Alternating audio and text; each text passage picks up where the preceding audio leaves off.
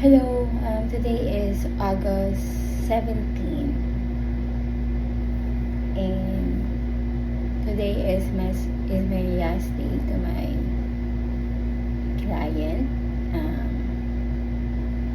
I received a message last August 15. It says there na something like this was a sudden message, a sudden new message that bring a sad news. It says here that, "Hi Tina, okay, I have some sad news, but I want to first thank you for your great services over the past few years. Unfortunately, I have relocated to Nigeria and moved my practice here. Everything will be done from my office here, so I will no longer need to have you on. This will be effective Monday, August 18, 2025. I will send you some final token of appreciation. Thanks again." So, nung na-receive ko tong message na to, August 15, kakalabas lang din namin ni TJ, kasi na-admit si TJ, yung anak ko, na 3 years old sa hospital due to vomiting. But praise God, nakalabas naman kami agad after 2 days, after 3 days and 2 nights. At okay naman lahat ng labs niya.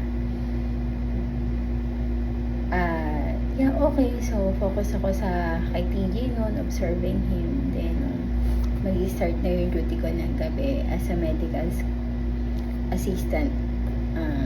Yeah, I got that message na my work with this precious doctor is about to end. Hindi pa nagsisink in sa akin that time yon.